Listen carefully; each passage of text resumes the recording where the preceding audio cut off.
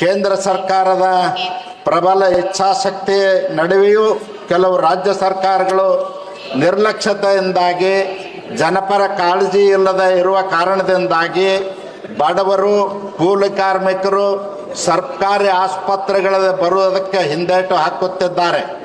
ಇದಕ್ಕೆ ಪೂರಕವೆಂಬಂತೆ ಕರ್ನಾಟಕದಲ್ಲಿ ಬಾಣಂತಿಯರ ಸರಣಿ ಸಾವುಗಳು ಸಂಭವಿಸುತ್ತಿವೆ. ಕರ್ನಾಟಕದಲ್ಲಿ ಕಳೆದ 4 ತಿಂಗಳಲ್ಲಿ 28ಕ್ಕೂ ಹೆಚ್ಚು ಬಾಣಂತಿಯರ ಸಾವುಗಳು ಸರ್ಕಾರಿ ಖಾಸಗಿ ಆಸ್ಪತ್ರೆಯಲ್ಲಿ ಸಂಭವಿಸಿವೆ.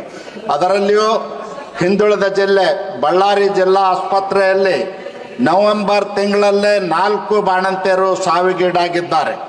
ಇದು ಕೇವಲ ದುರಂತ ಅಲ್ಲ, ಕರ್ನಾಟಕ ಸರ್ಕಾರದ ನಿರ್ಲಕ್ಷ್ಯ ಧೋರಣೆ ಮತ್ತು ಸಂಪೂರ್ಣ ಅದಕ್ಷತೆಯಿಂದಾಗಿ ಅಮೂಲ್ಯ ಜೀವಗಳು ಬಲಿಯಾಗುತ್ತಿವೆ. ತನ್ನ ನಾಗರಿಕರ ಸುರಕ್ಷತೆ ಮತ್ತು ಘನತೆಯನ್ನು ಖಾತ್ರಿಪಡಿಸುವ ಮೂಲಭೂತ ಕರ್ತವ್ಯದಿಂದ ಕಾಂಗ್ರೆಸ್ ಸರ್ಕಾರ ಪಲಾಯನ ಮಾಡಿದೆ. ಮೆಡಿಕಲ್ ಹಾಗೂ ಔಷಧ ಮಾಫಿಯಾಕ್ಕೆ ಕರ್ನಾಟಕ ರಾಜ್ಯ ಸರ್ಕಾರ ಮಣಿದಿದೆ ಎಂದು ನಾನು ನೇರವಾಗಿ ಆರೋಪ ಮಾಡ್ತಾ ಇದ್ದೇನೆ.